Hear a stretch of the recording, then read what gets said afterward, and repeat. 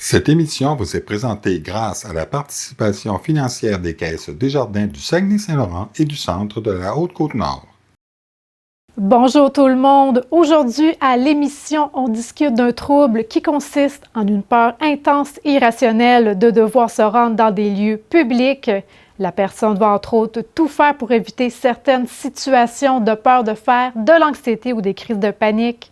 Mon invité nous parle d'agoraphobie qu'elle vit depuis sa première grossesse. La denturologiste Mindy Savard est avec nous aujourd'hui. Bonne émission!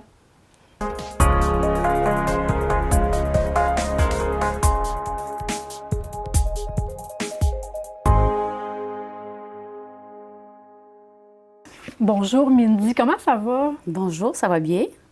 Donc toi, tu t'es retrouvée dans ce livre qui s'appelle « Tenir debout », écrit par Ariane Harpin-Delorme, où tu y parles d'agoraphobie et de crise de panique. Oui. Comment c'est arrivé? Comment tu t'es retrouvée dans ce livre? Comment je me suis retrouvée là? OK. Dans le fond, je faisais une recherche à propos d'autre chose. J'ai téléphoné, je me souviens même pas à quel endroit. J'avais vu une émission de télé. Suite à ça, je me souviens pas du témoignage qui avait discuté. J'ai téléphoné à ce groupe-là et j'ai jasé avec eux. Puis finalement, de fil en aiguille, je me suis mise à parler de mon agoraphobie avec trouble panique. OK. J'ai jasé avec la dame au téléphone, puis elle m'a dit, je trouve ça intéressant, elle dit, votre histoire. Elle dit, j'ai justement, elle dit, une amie, elle dit, collègue, elle dit, qui est en train d'écrire un livre sur les problèmes de santé mentale. OK. Elle dit, je ne sais pas si ça vous intéresserait d'en parler avec elle, parce qu'elle dit, je pense que votre sujet l'intéresserait vraiment. Fait que c'est un peu comme ça. Il m'a mis en lien avec Ariane. De fil en aiguille. Exactement. Okay. Fait que là, j'ai raconté mon histoire à Ariane. On a fait des rencontres Zoom. Et puis, de là est partie l'aventure avec cette belle écriture. Vraiment, ça a été une belle expérience. Si tu me permets, Mindy, j'aimerais lire un bout de ton témoignage. Donc, qui commence comme suit. Quand j'ai touché le fond, je me suis sentie extrêmement seule. J'ai vécu de l'agoraphobie avec trouble de panique en période de postpartum, et ce, après mes 2 grossesses. Je n'étais plus fonctionnelle. J'ai pensé fermer ma clinique de denturologie. Je ne pouvais plus conduire ma voiture. Je me sentais vraiment prisonnière, même dans ma propre maison. Donc, explique-nous comment que ça a commencé. Les crises de panique. Donc, ça a commencé avec ça, au tout début. Moi, j'ai toujours été quelqu'un d'anxieux. Je pense que les personnes qui ne vivent pas ou qui ne font pas d'anxiété, il ne doit pas en avoir beaucoup. S'il y en a, sont extrêmement chanceux, je peux vous le dire. Comment ça a commencé? Mon premier bébé avait 2 mois. Puis, on était allés, je me souviens, avec ma mère et puis 2 de mes tantes, on était allés à des... C'était-tu les funérailles ou c'était juste aller au corps au moment d'un décès? Okay. Puis j'avais le bébé, on avait le bébé avec nous, bien sûr, hein, à 2 mois, on le traîne ou bien... surtout le premier, on le fait pas garder, là. Oui, écoute, oui. on est attaché après ça. Et là, j'ai ressenti un premier malaise. Non, je dirais que c'est le deuxième, parce que j'en avais ressenti un enceinte. Je ne savais pas qu'est-ce qui m'arrivait. En avais-tu parlé à ce moment-là ou tu as gardé ça pour toi? J'avais téléphoné à mon obstétricien. OK. Lui m'avait rassuré un peu, puis il m'avait dit que c'était probablement passager, sauf que lui, il était à Chicoutimi, là. Fait que si on revient aux funérailles, moi, j'ai dit à maman, j'ai dit, je me sens pas bien. J'ai dit, si ça te dérange pas, j'ai dit, je m'en vais à la maison. On avait pris la même auto, fait qu'il a fallu qu'elle fasse le voyage avec moi parce que c'était à Bergeronne. On est revenu à la maison aux Escoumins. Elle a pris sa voiture et elle est retournée seule. Moi, je suis restée à la maison. Ça a été le premier épisode. Laisse-moi dire que j'ai eu peur parce que je savais pas qu'est-ce qui arrivait. J'avais des étourdissements, j'avais des bouffées de chaleur. C'est surtout les étourdissements qui me dérangeaient, je te dirais. Fait que suite à ça, écoute, de fil en aiguille, d'un événement à l'autre, parce que ça n'a pas été le premier événement comme du genre, bien là, ça faisait que je m'isolais. À un moment donné, ben écoute, j'étais à l'épicerie, bon, je me sentais pas bien. Alors, j'avais ce que je voulais, c'était fuir. Je voulais m'en aller. D'un événement à l'autre, je m'isolais de plus en plus.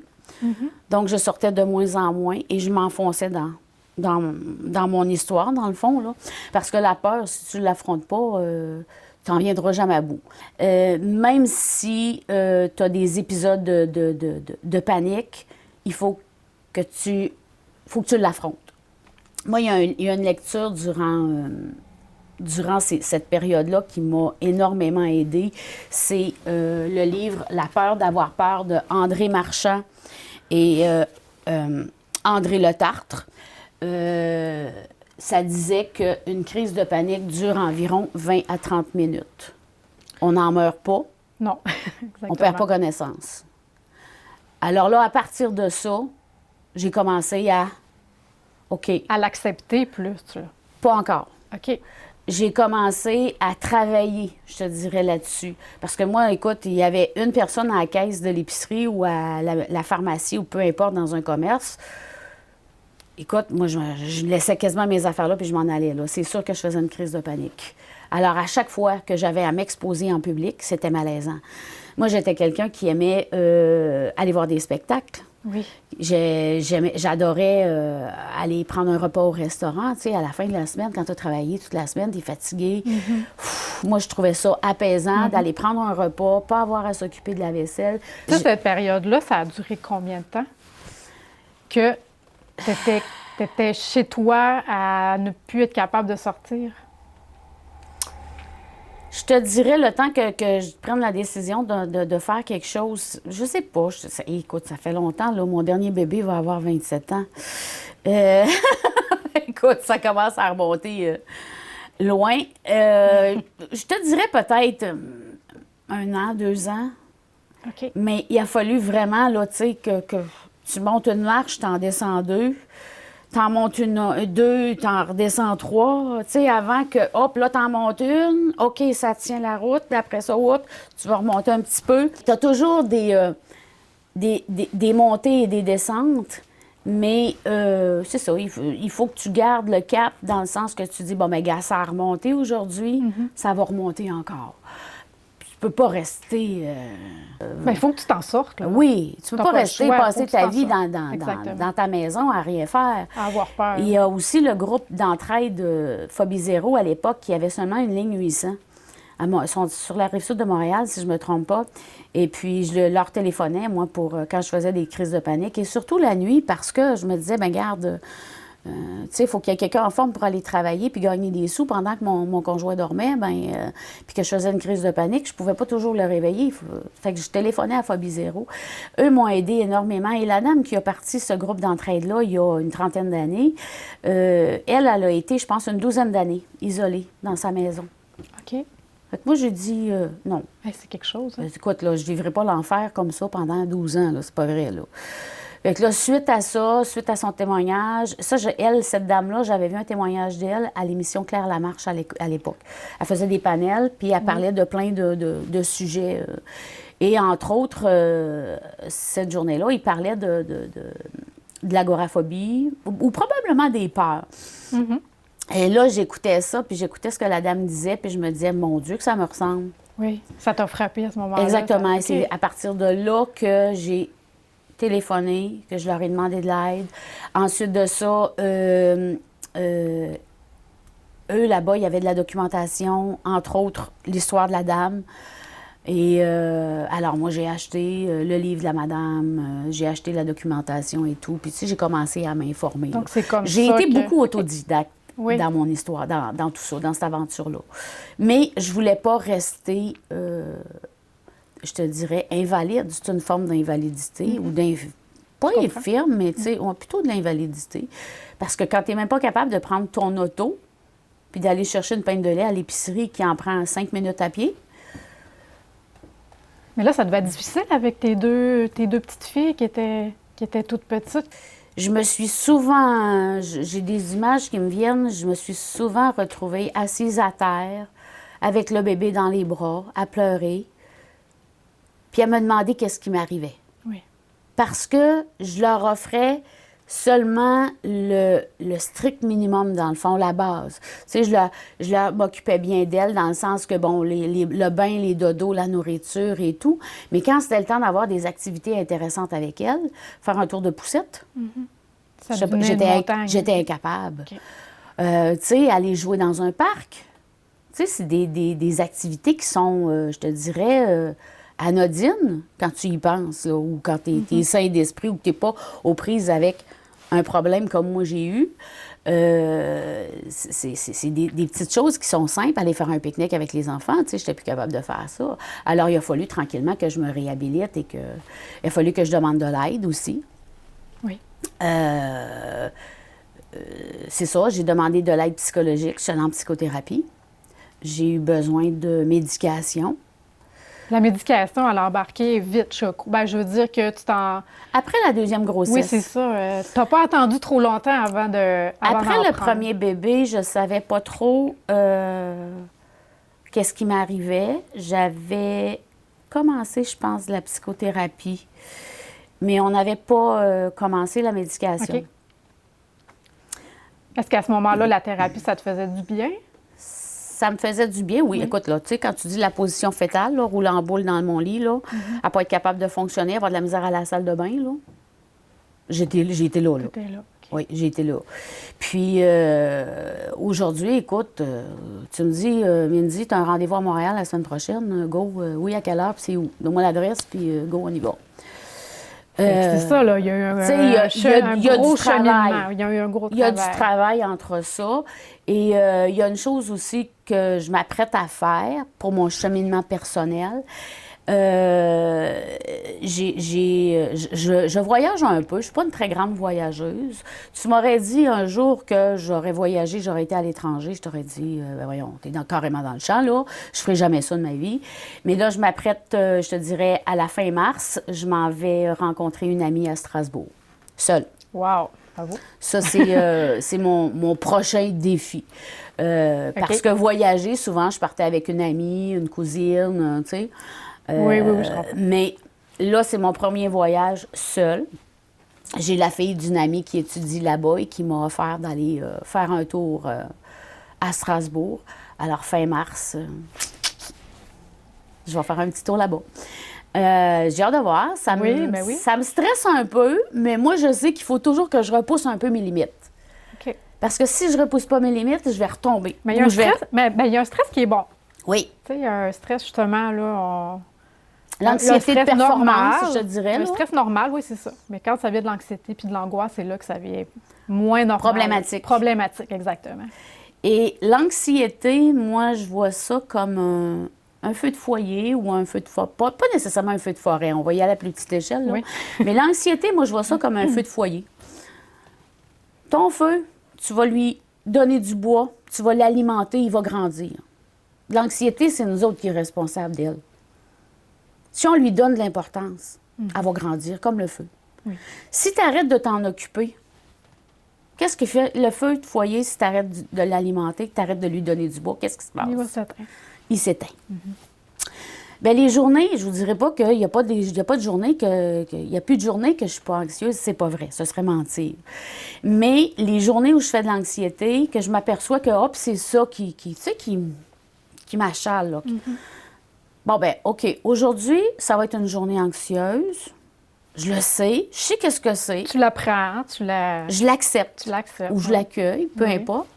Puis, je fais avec. Puis, je me dis, ben OK, aujourd'hui, c'est une journée qui va être moins confortable, mais on fait les choses qu'on a à faire tranquillement les unes après les autres. Souvent, je rentre à la maison après le travail. L'anxiété est partie. Ou à peu près. Ou le lendemain, c'est réglé. Fait que l'anxiété, c'est ça. Faut, dans le fond, apprendre à la gérer. Moi aussi, avec la thérapie et tout, j'ai appris à... Comment dire, donc? À gérer le stress aussi. Je sais quand est-ce qu'il y a une frontière, une barrière qu'il ne faut pas que je traverse parce que je pourrais retomber. OK. Là, je sais que dans ce temps-là, j'ai besoin de repos, j'ai besoin de calme, j'ai besoin de... Peut-être m'isoler, mais pas de la manière malsaine comme ça a Pas déjà dans le été. temps, là. C'est pas comme Exactement. dans le temps. OK. C'est plus une façon de prendre un recul parce que, encore là, le corps humain il est comme une pile. Hein? On a besoin d'être rechargé de temps en temps.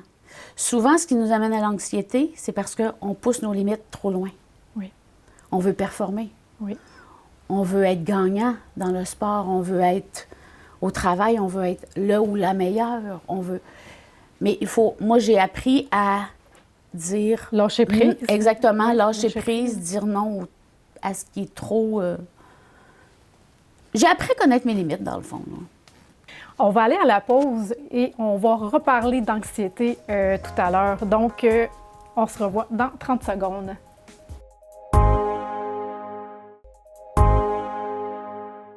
Donc, toujours avec mon invité Mindy Savard.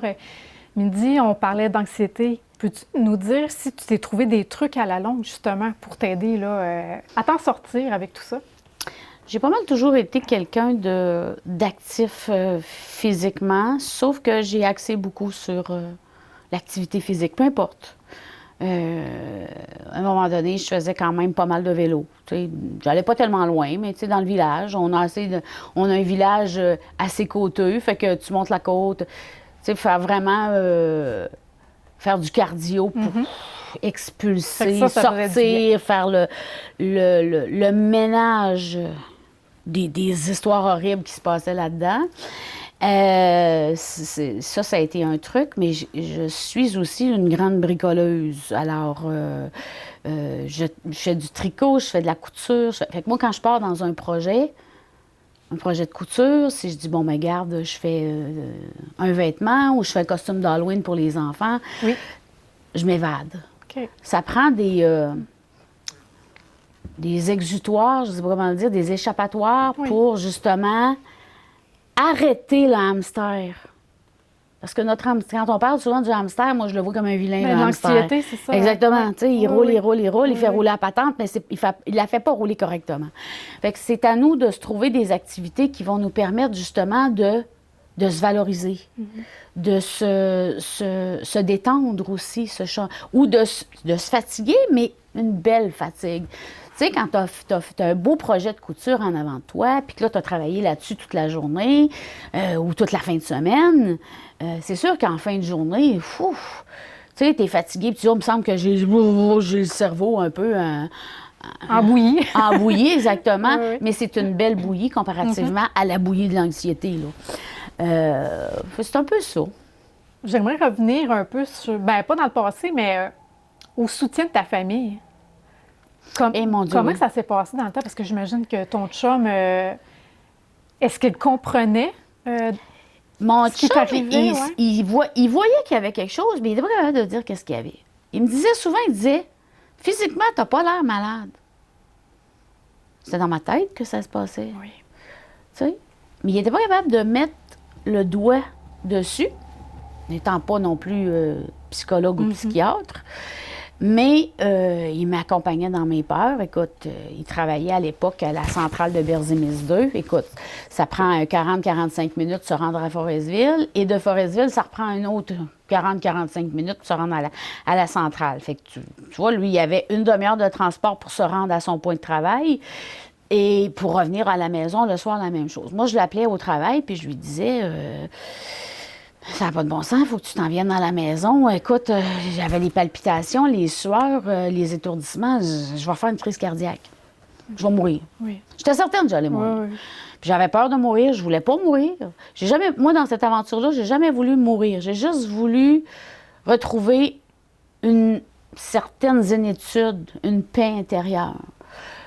Mais là, lui, il essayait bien de me réconforter comme il pouvait. Écoute, il y avait 1h30 de transport à faire, tu sais. Écoute, puis je raccrochais le téléphone, puis moi, j'étais chez nous, puis j'étais comme ça, puis là, je regardais l'heure, puis bon, quand est-ce qu'il va... Ah, ben il va arriver dans 1 heure, ou il va arriver dans 2 heures, ou... Tu sais, l'enfer... Mais il a toujours été là, c'est ça? Toujours. Il a toujours été là pour toi. Toujours, mais d'une patience, écoute. Il y en a qui auraient dit « Hey, folle, je m'en vais! Oui. » Tu sais, mais écoute, je l'en remercie aujourd'hui. Puis écoute, on est encore ensemble, puis on a des projets de retraite, et d'avenir et de retraite. Écoute, on a plein d'idées pour le futur, là. On est, à la base, non seulement on a été des amoureux, mais je pense aussi des amis. Il y a l'amitié aussi qui est là, une complicité, tu sais, quand tu dis que tu rencontres ton âme sœur, moi, je l'ai rencontrée, heureusement, parce qu'aujourd'hui, je ne sais pas où je serais, là. Je peux pas dire que je serais peut-être dans un institut psychiatrique parce qu'il n'y en a plus. Mais c'est ça, je ne sais pas où je serais, là. J'aimerais lire un passage de ton témoignage que ton obstétricien t'a dit. Donc, une troisième grossesse risquerait de t'amener en dépression profonde et que tu ne t'en sors peut-être pas. Qu'est-ce que ça t'a fait à ce moment-là d'entendre ça? Moi, ce que ça m'a fait, je te dirais que ça m'a permis de prendre la décision de ne plus avoir d'enfant parce que je trouvais que c'était plus important. Là, enfin, je me suis sentie épaulée. OK. Parce que pendant tout ce beau cheminement-là, j'étais rendue à la deuxième grossesse, Oui. il n'y a jamais vraiment personne qui m'a dit « c'est ça » ou « tu sais, c'est assez » ou... Ça m'a... Parce que moi, j'aurais peut-être aimé avoir un troisième enfant, sauf que je me suis dit, je ne sacrifierai pas ma santé mentale au détriment d'avoir un troisième enfant. Tu comprends? Fait que moi, j'ai dit, Donc, tu as dû j'en faire ai un deux. deuil. Oui, OK. Le deuil n'a pas été si pire OK. que ça. Ça n'a pas été... J'ai dit, moi, la manière que j'ai, à ce moment-là, ou que je le comprends aujourd'hui, ça a été de, bon, ben garde, on va rassembler les pièces du casse-tête, on va essayer de remettre ça en place pour avoir une vie intéressante avec les deux qu'on a là, plutôt que d'avoir une vie épouvantable avec trois. Oui. Fait que j'ai concentré mon énergie à me remettre sur pied, Oui. à redevenir fonctionnelle, parce que pour moi, c'était important. Parce que quand mon conjoint partait travailler à 1h30 de la maison, moi, il fallait que je sois à la maison pour les enfants. Oui. Les cours de natation. À un moment donné, les filles ont fait du patinage artistique. Ils ont essayé le piano. Lui, il arrivait à 6h, 6h30 le soir. Il partait à 7h le matin. Fait que moi, j'étais monoparentale à 11h par jour. OK? Il fallait que je m'occupe des repas. Il fallait que je m'occupe de mon entreprise. C'est un enfant, ça. Mm-hmm. Oui. C'est un enfant, je te dirais, l'entreprise, c'est un enfant. Moi, je le juge comme un adolescent. Il faut encore que je m'en occupe comme un adolescent. Tu sais? Fait que dans le fond, mes 3 enfants, je les ai eus. Donc là, aujourd'hui, comme on a parlé un petit peu au début, tu t'en es bien sortie. Est-ce que tu continues une certaine médication? Comment que ça se passe de ce niveau-là? Oui. Côté médication, j'ai encore une petite dose, je pense, d'antidépresseurs. OK. Moi, à un moment donné, bon, ça, c'est quelque chose qui est très tabou. J'ai dû défaire ce tabou-là, dans le sens parce qu'à un moment donné, quand ton système en a besoin, il en a besoin.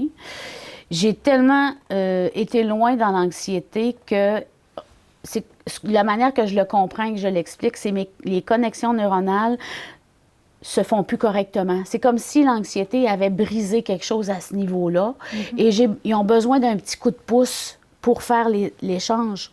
Oui, oui, je comprends. D'une cellule à l'autre. Alors, parce que j'ai déjà essayé d'arrêter la médication, écoute, ce côté-là... T'aurais retombé, là. J'aurais Okay. retombé, exactement. Okay. Par contre, moi, je vois ça comme le diabétique qui a besoin de son insuline. Son pancréas, il dit, moi, là, demain matin, là, aujourd'hui, là, j'arrête de fonctionner pour toujours et à jamais. Mais le diabétique a besoin de son insuline pour être capable de fonctionner adéquatement. Je vois ça comme ça maintenant. La thérapie, est-ce que c'est quelque chose qui est dans ta vie en ce moment? La thérapie, non, je te dirais que j'ai pas mal fait le tour de la question. J'ai été sur une base plus ou moins régulière pendant, je te dirais, au moins une bonne 12aine d'années. À un moment donné, j'ai demandé une consultation en thérapie pour un autre sujet qui avait carrément pas rapport. Okay. On a travaillé là-dessus quelques mois. Puis, je garde toujours la porte ouverte de la thérapie parce qu'on ne sait jamais quand est-ce qu'on peut en avoir besoin. Puis, des fois aussi, de retourner fouiller dans notre vieux coffre à outils. Des fois, on a oublié qu'il y avait des outils dans le fond, là, qui pouvaient nous être utiles. Fait que le psychologue est là, dans le fond, pour nous aider à justement à dire « Hey, t'as oublié, là, t'as oublié ça, là. » Tu sais, ça allait bien quand tu faisais ça, là. Fait que c'est ça. Je te dirais que... Donc, toi, ça t'a vraiment aidé, là? Les deux Vraiment. m'ont vraiment aidé, vraiment. S'il y avait eu des groupes d'entraide dans la région aussi, j'aurais aimé ça. J'aurais eu de la difficulté à sortir de chez moi, mais à un moment donné, quand j'aurais été capable de sortir, tu sais, puis c'est en faisant des petites choses comme ça que tu te rends compte que tu prends du mieux, vraiment, là. Qu'est-ce que tu aimerais dire aux gens à la maison? Un message à passer à propos de ton histoire? Ne jamais abandonner. Ma force de caractère m'a permis de m'en sortir.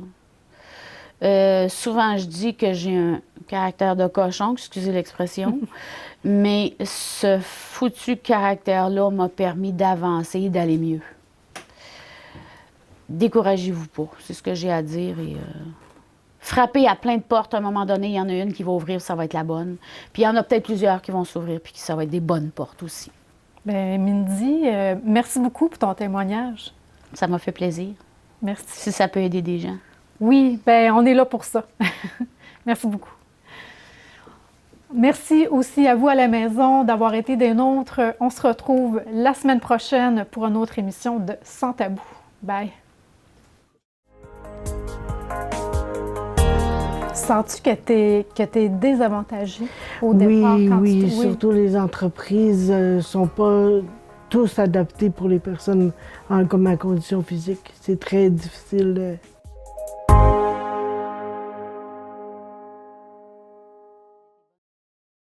Cette émission vous a été présentée grâce à la participation financière des Caisses Desjardins du Saguenay-Saint-Laurent et du Centre de la Haute-Côte-Nord.